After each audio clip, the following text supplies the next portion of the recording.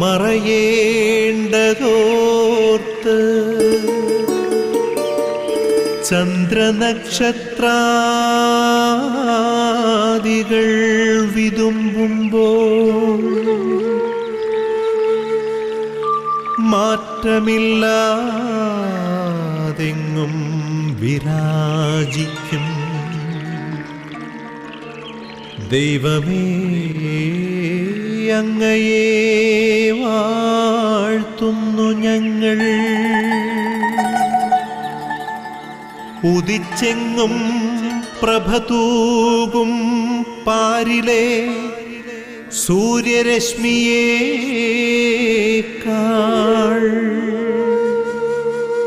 പ്രശോഭിച്ചെന്നും പ്രസാദമേകുന്ന ദൈവമേ, അങ്ങേ മഹിമാവെത്ര മനോജ്ഞം. ഇന്നത്തെ പ്രഭാത വിരുന്നിലേക്ക് ഗുഡ്നസ് ടിവിയുടെ ലോകമെമ്പാടുമുള്ള എല്ലാ മാന്യ പ്രേക്ഷകർക്കും ഹൃദ്യമായ സ്വാഗതം. ഒരു മനോഹരമായ പ്രഭാതം കൂടെ ദൈവം നമ്മുടെ ജീവിതത്തിലേക്ക് നൽകിയിരിക്കുകയാണ്. ഈ പ്രഭാതത്തിൽ നമ്മളായിരിക്കുമ്പോൾ ഈ പ്രഭാതം കാണുവാനായിട്ട് നമുക്ക് ഭാഗ്യം ലഭിച്ചതിനെ ഓർത്ത് ദൈവത്തിന് നമുക്ക് നന്ദി പറയാം. ഈ പ്രഭാതത്തിൽ ദൈവം നമുക്ക് ഒരുക്കിയിരിക്കുന്ന എല്ലാ മനോഹരമായ കാഴ്ചകളും നമുക്ക് ആസ്വദിക്കാം. ദൈവത്തോട് നന്ദിയുള്ള മനുഷ്യരായിട്ട് നിന്നുകൊണ്ട് ഈ പ്രപഞ്ചത്തിൻ്റെ സൗന്ദര്യത്തെ നമുക്ക് അനുഭവിക്കുവാനായിട്ട് സാധിക്കട്ടെ. പ്രിയപ്പെട്ടവരെ, ഈ പ്രഭാതവും ഈ പ്രഭാതത്തിലെ എല്ലാ നന്മകളും ദൈവം നമുക്ക് ഒരുക്കിയിരിക്കുന്ന വിരുന്നുകളാണ്. നമ്മുടെ ചുറ്റുപാടും നമ്മൾ കണ്ണോടിക്കുമ്പോൾ നമുക്കെന്തെല്ലാം മനോഹരമായിട്ടുള്ള കാഴ്ചകളാണ് കാണാൻ സാധിക്കുന്നത്, മനോഹരമായ സ്വരങ്ങളാണ് നമുക്ക് കേൾക്കാൻ സാധിക്കുന്നത്. ഈ വലിയ ദൈവത്തിൻ്റെ അനുഗ്രഹത്തെ ഓർത്ത് നമുക്ക് ദൈവത്തെ സ്തുതിക്കാം, നമുക്ക് ദൈവത്തെ ആരാധിക്കാം, നമുക്ക് ദൈവത്തിന് നന്ദി പറയാം. പ്രിയപ്പെട്ടവരെ, ആഗമന കാലഘട്ടത്തിലൂടെ നമ്മൾ കടന്നു പോവുകയാണ്.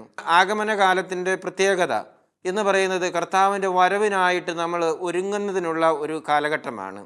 ഈ കർത്താവിൻ്റെ വരവിനായിട്ട് നമുക്ക് നമ്മെ തന്നെ ഒരുക്കാം. കർത്താവിന് യോഗ്യമായ ഒരു വാസസ്ഥലമായിട്ട് നമ്മുടെ ഹൃദയത്തെ നമുക്ക് മാറ്റുന്നതിനായിട്ട് പ്രത്യേകം സാധിക്കട്ടെ. ദൈവം ഇമ്മാനുവലാണ്. ദൈവം നമ്മോടുകൂടെ വസിക്കുവാൻ ആഗ്രഹിക്കുന്നവനാണ്. ദൈവം നമ്മോടുകൂടെ വസിക്കുന്ന അനുഭവം നമുക്കും മറ്റുള്ളവർക്കും ഉണ്ടാക്കി കൊടുക്കുവാനായിട്ട് പ്രത്യേകം ഈ ദിവസം നമുക്ക് ശ്രദ്ധിക്കാം. ഈ പ്രഭാത വിരുന്നിൽ നമ്മളായിരിക്കുമ്പോൾ നമ്മുടെ അമ്മയായ പരിശുദ്ധ കന്യകാമറിയത്തിൻ്റെ മാധ്യസ്ഥം പ്രത്യേകമായ വിധത്തിൽ നമുക്ക് അപേക്ഷിക്കാം. യേശുവിന് ഈ ലോകത്തിന് പ്രദാനം ചെയ്യുവാനായിട്ട് ഭാഗ്യം ലഭിച്ച വ്യക്തിയാണ് മറിയം. മറിയത്തെ പോലെ നമുക്കും ഇന്നേ ദിവസം കണ്ടുമുട്ടുന്ന എല്ലാവർക്കും യേശുവിനെ പകർന്നു കൊടുക്കുന്നതിനുള്ള അനുഗ്രഹം തരണമേ എന്ന് മാതാവിൻ്റെ മാധ്യസ്ഥം അപേക്ഷിച്ച് നമുക്ക് പ്രാർത്ഥിക്കാം. നന്മ നിറഞ്ഞ മറിയമേ സ്വസ്തി, കർത്താവ് നിന്നോടുകൂടെ, സ്ത്രീകളിൽ നീ അനുഗ്രഹിക്കപ്പെട്ടവളാകുന്നു. നിൻ്റെ ഉദരത്തിൻ്റെ ഫലമായി ഈശോ അനുഗ്രഹിക്കപ്പെട്ടവനാകുന്നു. പരിശുദ്ധ മറിയമേ, തമ്പുരാൻ്റെ അമ്മേ, പാപികളായ ഞങ്ങൾക്ക് വേണ്ടി എപ്പോഴും ഞങ്ങളുടെ മരണസമയത്തും തമ്പുരാനോട് അപേക്ഷിച്ചു കൊള്ളണമേ. ആമേൻ. പ്രിയപ്പെട്ടവരെ, ഈ പ്രഭാത വിരുന്നിൽ നമ്മളിന്ന് പങ്കെടുക്കുമ്പോൾ പ്രത്യേകമായിട്ടും മക്കളില്ലാത്ത ദമ്പതികളെ നമുക്ക് സമർപ്പിച്ച് പ്രാർത്ഥിക്കാം.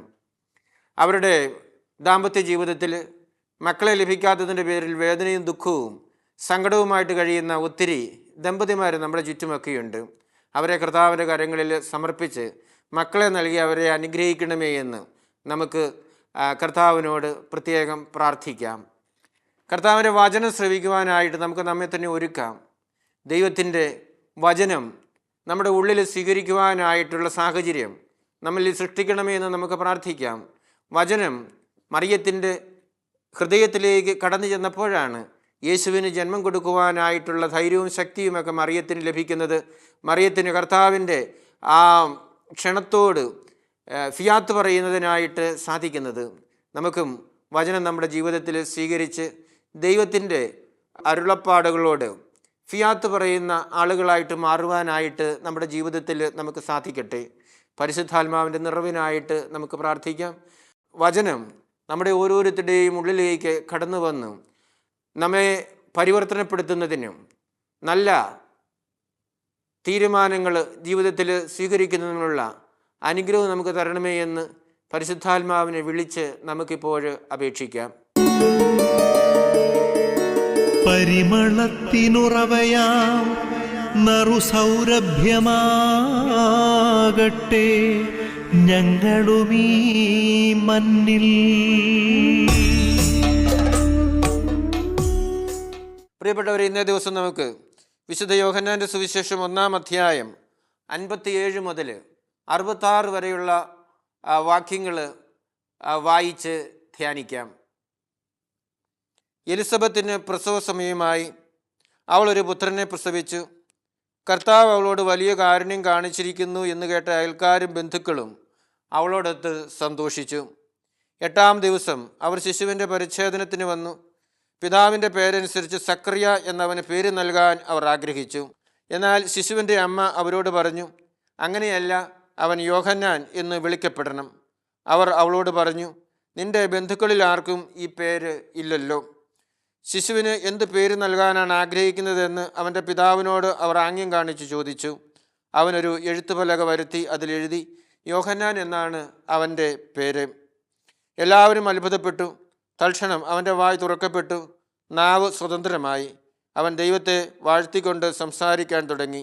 അയൽക്കാർക്കെല്ലാം ഭയമുണ്ടായി. യൂദയായിലെ മലനാട്ടിലെങ്ങും ഈ സംഗതികൾ സംസാര വിഷയമാവുകയും ചെയ്തു. കേട്ടവരെല്ലാം ഈ ശിശു ആരായി തീരും എന്ന് ചിന്തിച്ചു തുടങ്ങി. കർത്താവിൻ്റെ കരം അവനോടുകൂടെ ഉണ്ടായിരുന്നു. പ്രിയപ്പെട്ടവരെ, ലൂക്കായുടെ സുവിശേഷം 1-ാം അധ്യായം 57 മുതൽ 66 വരെയുള്ള വചനങ്ങളിൽ യേശുവിൻ്റെ ജനനവും നാമകരണവുമാണ് അവിടെ പ്രതിപാദിക്കുന്നത്. ദൈവത്തിൻ്റെ പദ്ധതിയോട് പൂർണ്ണമായിട്ടും വിശ്വസ്തത കാണിക്കുന്ന സക്കറിയാസിനും എലിസബത്തിനും ദൈവം യോഹന്നാനെ നൽകി ഇവിടെ അനുഗ്രഹിക്കുകയാണ്. ദൈവത്തിൻ്റെ വിശ്വസ്തത, കാരുണ്യം, ദൈവിക പദ്ധതിയുടെ തുടക്കം, രക്ഷാകര പദ്ധതിയുടെ തുടക്കം, ഇവയൊക്കെയാണ് ഈ വചനങ്ങളിലൂടെ നമുക്ക് വെളിപ്പെടുത്തി കിട്ടുന്നത്. ഒന്നാമതായിട്ട് ഈ ഭാഗത്തിലൂടെ നമ്മൾ കടന്നു പോകുമ്പോൾ നമുക്ക് കാണാൻ സാധിക്കുന്നത് ദൈവത്തിൻ്റെ വിശ്വസ്തതയും ദൈവത്തിൻ്റെ കാരുണ്യവുമാണ്. നമ്മൾ 57-ാം വാക്യത്തിൽ നമ്മൾ കാണിക്കുന്നുണ്ട്, കർത്താവ് അവളോട് വലിയ കാരുണ്യം കാണിച്ചിരിക്കുന്നു എന്നാണ് യോഹന്നാൻ ജനിക്കുമ്പോൾ അവിടെ ഉണ്ടായിരുന്ന ആളുകളെല്ലാം പറയുന്നത്. കർത്താവ് അവളോട് വലിയ കാരുണ്യം കാണിച്ചു. കാരണം എലിസബത്ത് വന്ധിയായിരുന്നു, അതുപോലെ തന്നെ പ്രായം കവിഞ്ഞവളുമായിരുന്നു. അങ്ങനെയുള്ള ഒരാൾക്ക് ഈ പ്രായാധിക്യത്തിൽ ഒരു കുഞ്ഞിനെ ജന്മം കൊടുക്കാൻ സാധിക്കുക എന്ന് പറയുന്നത് സാധ്യമായിട്ടുള്ള മാനസിക ദൃഷ്ടിയിൽ നോക്കുമ്പോൾ കഴിയുന്ന കാര്യമല്ല. എന്നാൽ ദൈവം കാരുണ്യം കാണിച്ചു കഴിഞ്ഞപ്പോൾ എലിസബത്തിന് യോഹന്നാനെ പ്രസവിക്കുന്നതിനായിട്ട് സാധിക്കുകയാണ് ചെയ്യുന്നത്. നമ്മൾ പഴയ നിയമത്തിലേക്ക് കടന്നു വരുമ്പോൾ അബ്രാഹത്തിൻ്റെയും സാറായുടെയും ജീവിതത്തിലും കാണുന്നത് അതുതന്നെയാണ്. ദൈവം അവർക്ക് വാഗ്ദാനം ചെയ്തു, ഈ ഭൂമിയിലെ മണൽത്തരികളെപ്പോലെയും ആകാശത്തിലെ നക്ഷത്രങ്ങളെപ്പോലെയും നിന്നിൽ നിന്ന് ഞാൻ ജനതതികളെ സൃഷ്ടിക്കുമെന്നും. എന്നാൽ അതിനുവേണ്ടി അവർ ദീർഘമായിട്ട് കാത്തിരിക്കേണ്ടി വന്നു. പക്ഷേ ദൈവം തൻ്റെ വാഗ്ദാനം പാലിച്ചു. ദൈവം അവരോട് കരുണ കാണിച്ചു. ഇസ്ഹാക്കിനെ നൽകി ദൈവം അവരെ അനുഗ്രഹിക്കുന്നതായിട്ടാണ് നമുക്കവിടെ കാണുന്നതിനായിട്ട് സാധിക്കുന്നത്. അതുപോലെ തന്നെ ഈ വചനഭാഗം നമ്മെ ഓർമ്മപ്പെടുത്തുന്നു, ദൈവത്തിൻ്റെ സമയം എന്ന് പറയുന്നത് നമ്മുടെ സമയമല്ല. നമ്മുടെ സമയമെന്ന് പറയുന്നത് പലപ്പോഴും നല്ല ആരോഗ്യവും നല്ല ശക്തിയുമൊക്കെയുള്ളൊരു കാലഘട്ടമായിരിക്കാം നമ്മൾ ഒരു കുഞ്ഞിന് ജന്മം കൊടുക്കുന്നതിനായിട്ട് കണക്കാക്കുന്ന സമയം.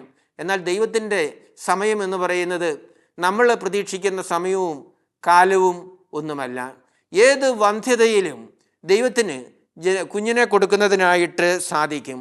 ഏത് നിരാശയെയും പ്രത്യാശയിലേക്ക് കൊണ്ടുപോകുന്നതിനായിട്ട് ദൈവത്തിന് സാധിക്കുമെന്നാണ് ഈ സുവിശേഷം ഭാഗം നമ്മെ ഓർമ്മപ്പെടുത്തുന്നത്.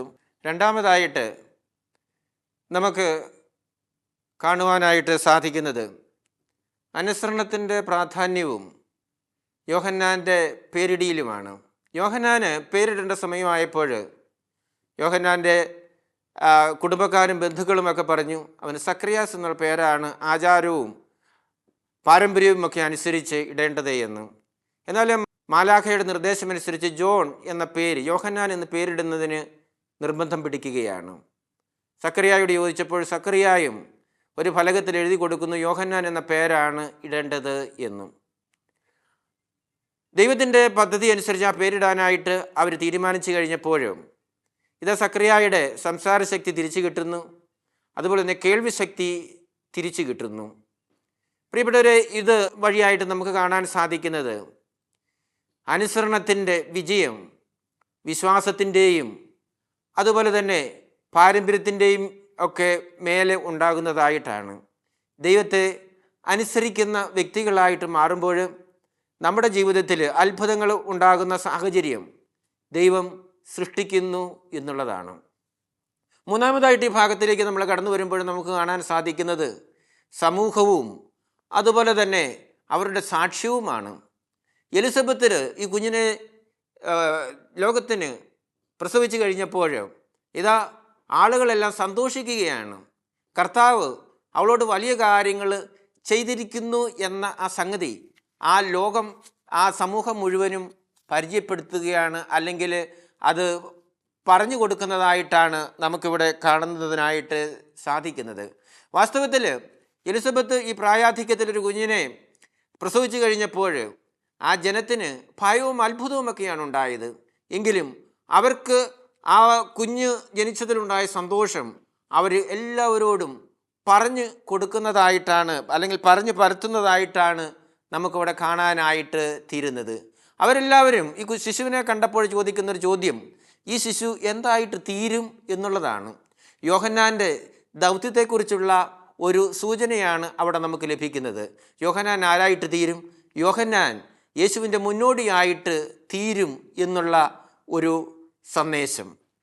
നാലാമതായിട്ട് ഈ ഭാഗത്ത് നമ്മൾ കാണുന്നു കർത്താവിൻ്റെ കരം അവനോടുകൂടെ ഉണ്ടായിരിക്കും എന്നുള്ളതാണ്. കർത്താവിൻ്റെ കരം എന്ന് പറയുന്നത് ശക്തിയുടെ പ്രതീകമാണ്.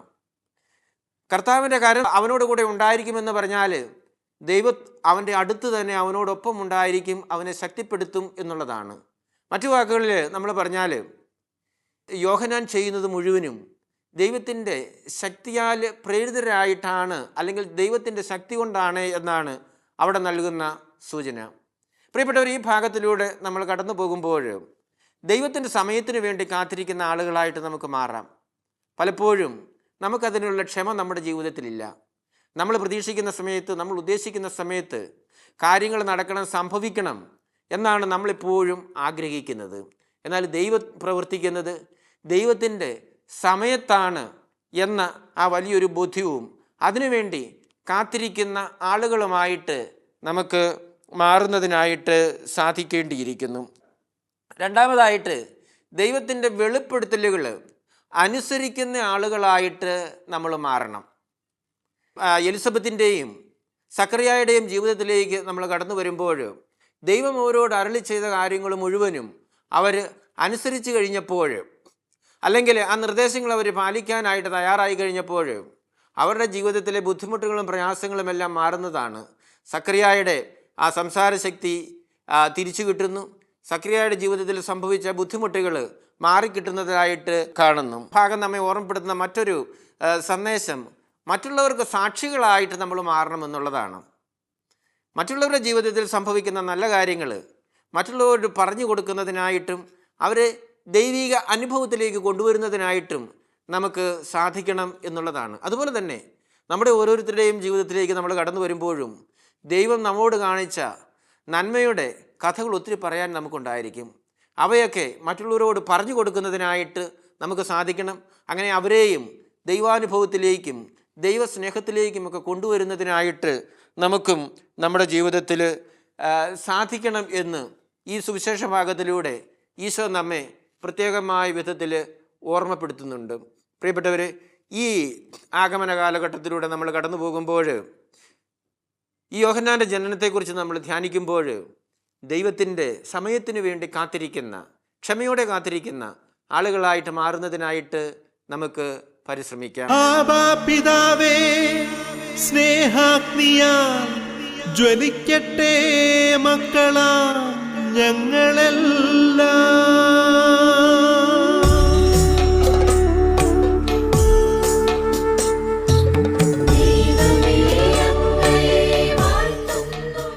നമുക്ക് പ്രാർത്ഥിക്കാം. പിതാവും പുത്രനും പരിശുദ്ധാത്മാവുമായ ത്രിത്വൈക ദൈവം നമ്മെ എല്ലാവരെയും ഈ പ്രഭാതത്തിൽ സമൃദ്ധമായിട്ടും അനുഗ്രഹിക്കട്ടെ. നമ്മുടെ അമ്മയായ പരിശുദ്ധ കന്യകാമറിയത്തിൻ്റെ മാധ്യസ്ഥം എപ്പോഴും ഈ ദിവസത്തിലെ എല്ലാ നിമിഷങ്ങളിലും നമ്മുടെ കൂടെ ഉണ്ടായിരിക്കട്ടെ. തിരുക്കുടുംബത്തിൻ്റെ കാവൽക്കാരനായ മാർ ഔസേപ്പ് കാവലായിട്ട് നമ്മോട് കൂടെ എപ്പോഴും ഉണ്ടായിരിക്കട്ടെ. നമ്മുടെ പേരിന് കാരണഭൂതരായ വിശുദ്ധർ നമുക്ക് വേണ്ടി ഈ ദിവസം മാധ്യസ്ഥം വഹിച്ച് പ്രാർത്ഥിക്കട്ടെ. നമ്മുടെ ഇടവകയുടെ മധ്യസ്ഥർ നമുക്ക് വേണ്ടി ദൈവതിരു സമക്ഷം കരങ്ങൾ ഉയർത്തി നമുക്ക് വേണ്ടി യാചനകളും പ്രാർത്ഥനകളും അർപ്പിക്കട്ടെ. പ്രിയപ്പെട്ടവരെ, ഈ പ്രഭാത വിരുന്നിലൂടെ നമ്മൾ കടന്നു പോകുമ്പോൾ ഒരു കാര്യം പ്രത്യേകം നിങ്ങളെ ഞാൻ അനുസ്മരിപ്പിക്കുകയാണ്. ഈ ധ്യാന കേന്ദ്രത്തെയും ഡിവൈൻ ധ്യാന കേന്ദ്രത്തെയും ഗുഡ്നസ് ടിവിയെയും നിങ്ങളെല്ലാവരും പ്രത്യേകം സമർപ്പിച്ച് പ്രാർത്ഥിക്കണം എന്ന് അഭ്യർത്ഥിക്കുന്നു. ഈ ചാനലും ഈ ധ്യാന കേന്ദ്രവും അതിൻ്റെ ലക്ഷ്യം ശരിയായ വിധത്തിൽ നിർവഹിക്കുന്നതിനും ലോകത്തിൻ്റെ അറ്റം വരെ ദൈവത്തിൻ്റെ വചനം എത്തിക്കുന്നതിനുമുള്ള കൃപയും അനുഗ്രഹവും ഓരോ ദിവസവും ഈ ചാനലിനും ഈ ധ്യാന കേന്ദ്രത്തിനും നൽകണമേ എന്ന് ഈ ധ്യാന കേന്ദ്രത്തെയും ഈ ചാനലിനെയും സമർപ്പിച്ച് നമുക്ക് പ്രത്യേകം പ്രാർത്ഥിക്കാം. സാധിക്കുന്ന എല്ലാവരും മരിയൻ കൂടാരങ്ങളിലിരുന്ന് കൊന്തയൊല്ലി പ്രാർത്ഥിച്ചു കൊണ്ടിരിക്കുന്ന നമ്മുടെ സഹോദരി സഹോദരങ്ങളോട് ചേർന്ന് ഒരു കൊന്തയെങ്കിലും ചൊല്ലി ഈ ധ്യാന കേന്ദ്രത്തിനും ഈ ഗുഡ്നസ് ടിവിക്കും വേണ്ടി പ്രാർത്ഥിക്കണമെന്ന് പ്രത്യേകമായിട്ട് ഞാൻ നിങ്ങളോട് അഭ്യർത്ഥിക്കുകയാണ്.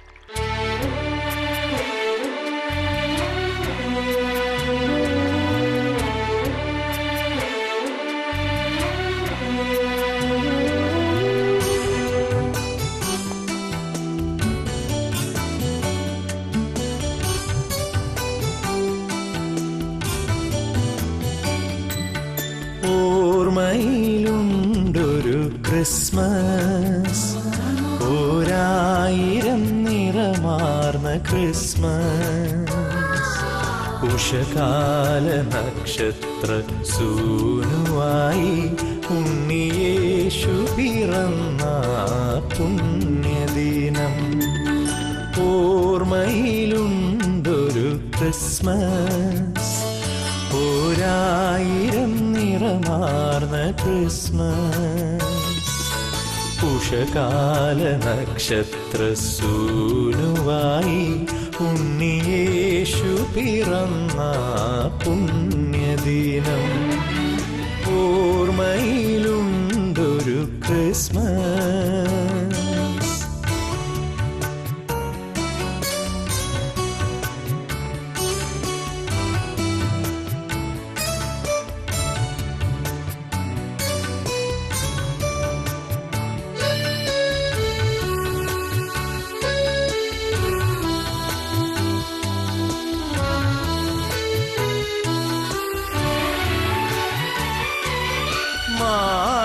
മാനത്തൊരായിരം മാലാഖമാർ സദ്വാർത്തയേകിയ ക്രിസ്മസ്.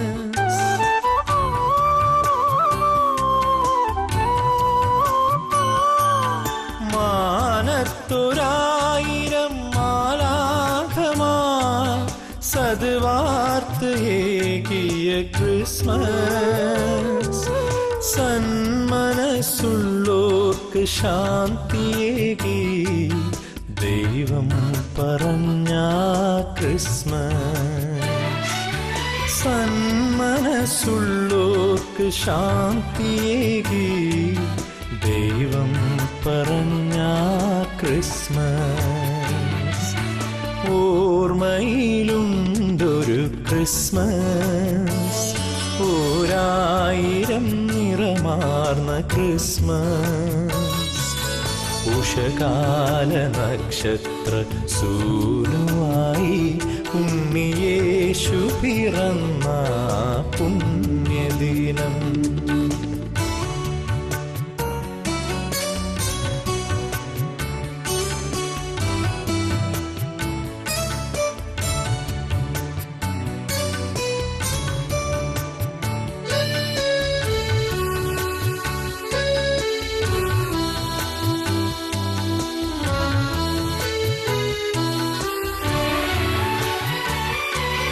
കുഞ്ഞുനാളിൽ അമ്മ കാതിലോതി ഉണ്ണി പിറന്നതറിഞ്ഞോ?